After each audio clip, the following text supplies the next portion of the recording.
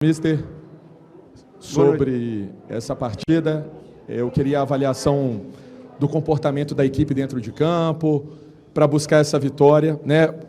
Confirmar algo que já tinha sido feito em Belo Horizonte, ampliou esse marcador, e o quanto isso é importante nessa campanha de invencibilidade do Cruzeiro, você ainda podendo colocar também, até emendando o Cauã, dar uma oxigenada nesse elenco do Cruzeiro, pensando em um jogo tão difícil, que vai ser também o de domingo, lá contra o Fortaleza. Parabéns pela vitória e pela classificação, mister. Bem, em primeiro lugar, acho que foi importante o Cruzeiro jogar de forma responsável e de forma a que este jogo era o mais importante. Não pensar no Fortaleza antes do tempo. Agora podemos pensar no Fortaleza, mas antes do jogo tínhamos que pensar somente neste jogo.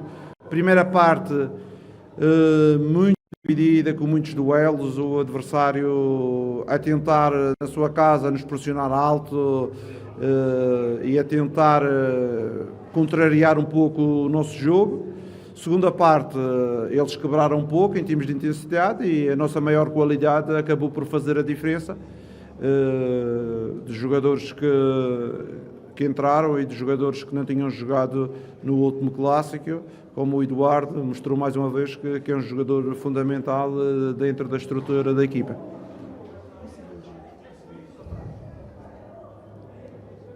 Pouco convinha era fechar a porta, o Borreiro está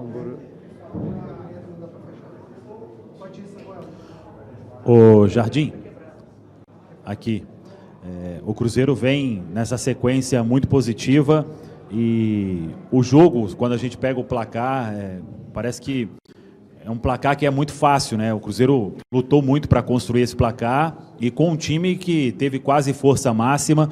Eu queria saber da sua decisão de encarar um jogo importante como esse para seguir também nessa sequência positiva, até porque não tinha nada ganho antes de entrar em campo, né? Tinha uma vantagem importante e todo mundo mostrou a seriedade e sai daqui com uma grande classificação. Eu sou daqueles sem opinião que 2, 3, 4 jogadores que nós possamos alterar não pode mudar aquilo que é o nosso DNA, não pode mudar nada em relação ao respeito de vestir a camisola do Cruzeiro, e todos os jogadores interpretaram isso muito bem, à letra. Mudamos 3 jogadores do último dia e a equipa continua competitiva. Entraram outros durante o jogo e a equipa continua competitiva e é isso que nós esperamos do elenco. Não só 11, mas o elenco do Cruzeiro, e todas as oportunidades são para aproveitar. Acabamos por fazer 3 golos, mas mais na segunda parte, quando o adversário também quebrou um pouco, em termos, não vou dizer físico, mas quebrou na capacidade de pressionar-nos, já não conseguia nos pressionar e aí conseguimos dilatar o marcador e tentar gerir alguns jogadores que estavam a jogar mais tempo. Leonardo Jardim, boa noite. O senhor falou aí da sequência, né, de 8 jogos agora que o Cruzeiro não perde. O time já chegou a jogar tudo aquilo que você espera? Já conseguiu atingir o que você espera desse time do Cruzeiro? Não fui eu que falei, quem falou foi o jornalista dos 8. Claro que é uma boa sequência, nós estamos satisfeitos que a equipa venha mostrando nas diferentes competições uma atitude positiva. Esperamos sempre que exista evolução, quando nós trabalhamos existe evolução. Neste momento o Cruzeiro ainda tem um longo caminho, ainda não ganhou nada, estamos 3 meses de trabalho ou mais qualquer coisa.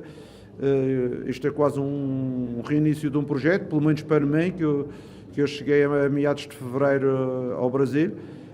E eu acredito que vamos progredir, os próprios jogadores cada vez mais conhecem as nossas ideias, as ideias da equipa técnica, a forma de trabalhar e estão a evoluir. Hoje em dia, para mim, é mais difícil de fazer equipa do que há um mês atrás, porque, volto a referir, que jogadores que têm entrado, alguns deles têm mostrado competência para, possivelmente, numas falhas de outros jogadores jogarem.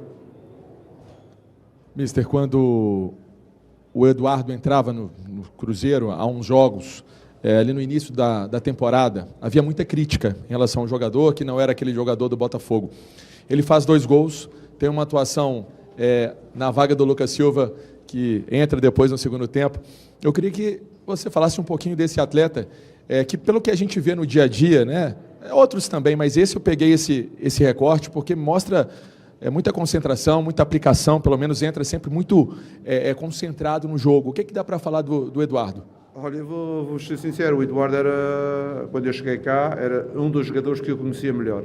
Além do Mateus, eu conhecia muito bem o Eduardo, esteve em Portugal, no Porto, ele passou também no Médio Oriente, em 2 equipas que eu trabalhei, no Shabab Al-Ali, no Al Hilal, e com ele eu não tinha dúvidas que ele ia nos acrescentar, jogando de início, ao entrar no jogo. É um jogador competente, é um jogador que é um profissional a 200%, não é só a 100%, é a 200%, e tem muita qualidade, não é por acaso que ele teve 2 anos agora no Botafogo e conseguiu ganhar títulos, esteve no Al Hilal, ganhou títulos, esteve no Shabab, conseguiu fazer também boas competições, esteve início também ao lado do Mónaco e era um jogador que eu acompanhava, por isso nunca tive dúvidas em relação a ele. Ele só está a provar aquilo que ele é como profissional e como jogador. Ô Jardim, hoje você trouxe Mateus, Gabi e Caio juntos, muita criação ali na frente, o Mateus participando muito do jogo, ajudando também, o Gabigol voltando, o Caio não precisa nem falar. Talvez se tivesse aproveitado ali mais oportunidade, já tinha definido antes. Como que foi a definição para esses 3 jogarem juntos e o que aconteceu aqui, se te agradou e se pode repetir mais vezes? Nós entramos com uma estrutura um pouco diferente do habitual, mais com um 4-3-3, com os 3 jogadores da frente a ter alguma mobilidade, e pronto, com certeza que perdemos em algumas situações de pressão, ganhamos em criatividade. Isto é tudo um equilíbrio, não é? E eu, como treinador, tenho que gerir esse equilíbrio. Porventura preciso de mais criatividade, porventura preciso de mais capacidade de pressão para o adversário não jogar. Por isso é que vimos talvez uma primeira parte que não conseguimos ser tão pressionantes, o adversário a ter uma melhor resposta, uma segunda parte com o jogo mais lento e com a intensidade mais baixa, nós conseguimos ter uma performance mais elevada e acabamos por ser dominantes. Por isso são soluções dentro do efetivo que nós temos que gerir. Eu digo-vos que conto com todos os jogadores, nunca vim publicamente nem interiormente do clube dizer que não conto com os jogadores. Quando chegamos, queremos é que os jogadores sejam soluções para aquilo que pretendemos. Professor, no primeiro jogo, a gente viu o Vila Nova muito presente ali no segundo tempo, e aqui nesse segundo jogo a gente viu um Vila Nova presente bastante ali no primeiro tempo, e também teve o destaque ali do goleiro House também, que defendeu bastante. Queria que o senhor falasse dos pontos de dificuldades que encontrou na equipe do Vila Nova e fizesse a avaliação da equipe aí na Série B do Brasileirão. Eu, quando comecei o jogo e quando acabei, dei os parabéns ao treinador, que achava que, com certeza, que ele estrategicamente procurou neste jogo fazer uma pressão mais alta e depois pagou a fatura na segunda parte, porque a equipa não tinha capacidade de fazer os 2 períodos com esse tipo de atitudes, mas ele arriscou. Acho que ele jogou bem as cartas, tentar nos pressionar na primeira parte, a procurar um golo para abrir a eliminatória.